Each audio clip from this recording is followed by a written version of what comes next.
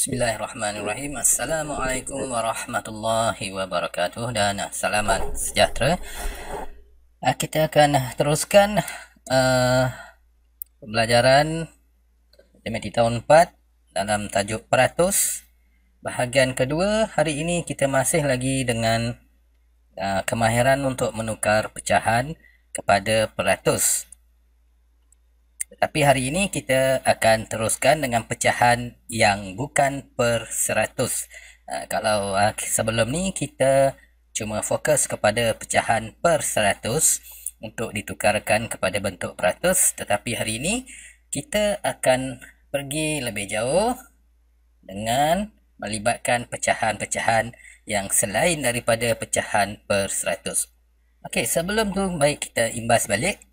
Kita tengok balik, kita buat ulang kaji sedikit kemahiran yang telah kita belajar sebelum ni, iaitu pecahan per 100. Contohnya 37 per 100 apabila ditukarkan kepada bentuk peratus akan menjadi 37%. 4 per 100 akan menjadi 4%. Di sini ada segelintir murid yang keliru. 4 per 100 bila ditukar kepada peratus jadi 40%. Itu silap 4 per 100 bila ditukar kepada kepada peratus ianya akan menjadi 4%. Tapi kalau 40 per 100 barulah 40%. 75 per 100 ditukar kepada peratus, dia akan jadi 75%.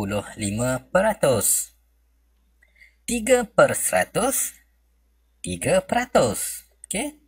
Pengangka ataupun nombor di atas tu tetap tidak berubah. 30 per 100 adalah 30%. Baik, bagaimana pula kalau pecahan 4 per 5? 4 per 5. 4 per 5 bukan pecahan per 100 kerana penyebutnya bukan 100. Kamu perhatikan penyebut ataupun nombor yang di bawah ni adalah nombor 5, bukan nombor 100. Jadi kita tidak boleh menyatakan 4 per 5 sama dengan 4%. Jadi bagaimanakah cara untuk kita menukar pecahan 4 per 5 ini kepada peratus? Baik, saya akan tunjukkan cara yang pertama. Untuk kita menukar pecahan 4 per 5 kepada peratus, kita perlu menjadikan penyebut ataupun angka 5 ini menjadi 100. Bagaimanakah caranya untuk kita menjadikan 5 kepada 100? Darab dengan 20. 5 darab 20 sama dengan 100. Jadi apabila penyebut 5 darab dengan 20, pengangka yang berada di atas ini juga akan didarab dengan 20. Kalau penyebutnya 5 ni darab dengan 20, maka pengangka yang berada di atas iaitu 4 juga akan didarab dengan 20. 4 darab 20, 80. Dan 5 darab 20 sama dengan 100. Jadi kita sudah ada satu pecahan per 100 iaitu 80 per 100. Jadi apabila kita ada pecahan per 100, mudah untuk kita menukar kepada peratus, iaitu 80 per 100 sama dengan 80%. Baik, itu cara yang pertama ataupun kaedah yang pertama. Kita perhatikan pula kaedah yang kedua, masih lagi pecahan yang sama, iaitu 4 per 5. Untuk kaedah yang kedua, kita hanya perlu mendarabkan 4 per 5 pecahan tersebut didarabkan dengan 100%. Di sini kamu perlu ingat, apabila mendarab dengan 100%, kita tidak mengira apa sahaja pecahan, bukan setakat 4 per 5, malahan apa sahaja pecahan 3 per 4, 1 per 2, apa sahaja pecahan, kita hanya perlu darab dengan 100%. Okey, Selepas itu kita perlu kembangkan pengiraan ini, iaitu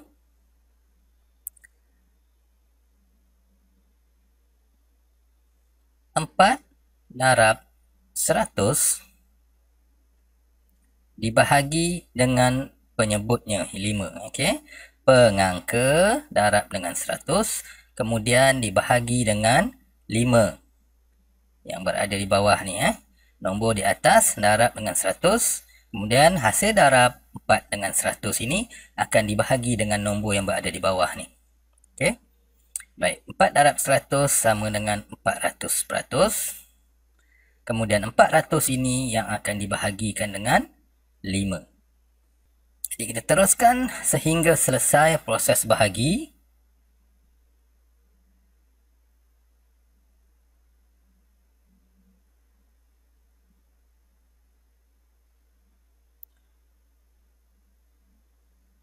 Baik. Jadi jawapannya adalah 80%. Sama dengan cara yang pertama tadi. Jadi 4/5 apabila ditukarkan kepada bentuk peratus akan menjadi 80%. Okey, kita akan teruskan dengan contoh seterusnya. Saya lupa tadi nak pesan supaya kamu keluarkan buku catatan ataupun kertas ataupun lembaran untuk kamu membuat catatan, supaya kamu lebih ingat, kamu lebih faham. Okey, kita teruskan dengan contoh berikut. Tukarkan 7/20 kepada peratus. Baik, kita akan pergi ataupun kita akan buat dengan cara yang pertama. Kemudian bila dah dapat jawapan cara pertama, kita akan teruskan dengan cara yang kedua. Okey, untuk cara yang pertama, kita kena apa? Ingat lagi tak? Apa kita buat tadi? Kita kena jadikan penyebut dia adalah 100. Pecahan per 100. Per 100. Jadi kamu kena cari hubungan ataupun cari pendarab. Dia mesti darab ataupun bahagi. Kalau nombor sini besar mungkin boleh bahagi. Tapi kalau sini darab, sini kecil, kita guna darab. Bukan tambah, bukan tolak. Dua je. Sama ada bahagi ataupun darab. Sekiranya nombor di sini besar daripada 100, lebih besar daripada 100, kita boleh guna kaedah bahagilah. Tapi sekiranya nombor di sini lebih kecil daripada 100, tentu kita gunakan kaedah darab. 20 darab berapa dapat 100? 20 darab dengan 5. Jadi pendarab 5 ni, darab dengan 5 ni, kita akan salin untuk nombor di atas juga sama. Dia mesti sama. Kalau bawahnya darab dengan 5, di atas ni pun mesti darab dengan 5. Darab dengan nombor yang sama. Jadi tujuan kita nak cari ni hanya untuk dapatkan sini nak darab berapa. Okey. Jadi kita dah tahu sini darab 5, bawah pun darab 5. Jadi 7 darab 5 sama dengan 35. Jadi 35 per 100 sama dengan 35/100. Sebab itu penting untuk kamu mahir menukar pecahan per 100 kepada peratus. Jangan keliru. 40 dengan 4 adalah dua nombor yang berbeza. 4/100, 4%. 40/100, 40%. Okey? Jadi apabila kita selesai menukar pecahan kepada pecahan per 100 seperti mana yang ditunjukkan di sini, maka kita terus dapat pecahan tersebut dalam bentuk peratus, iaitu 7/20 sama dengan 35%. Baik, ini adalah teknik ataupun cara yang pertama. Kita pergi kepada soalan yang sama tetapi menggunakan kaedah yang kedua, kaedah pengiraan kedua. Okey, untuk kaedah pengiraan kedua, kamu ingat lagi tak apa yang saya pesan tadi? Tak kira apa sahaja pecahannya, untuk menukar kepada peratus, kita hanya perlu darabkan dengan 100%.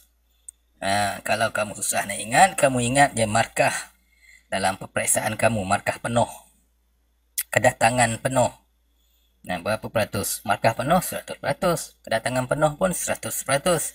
Jadi kita cuma perlu darab dengan 100%.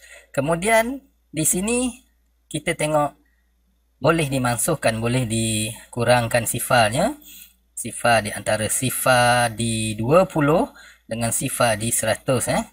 Nah, kalau kamu masih ingat lagi, semasa kita belajar tajuk pecahan, kamu telah didedahkan dengan teknik pemansuhan ini, di mana kita boleh mansuhkan secara berpasangan.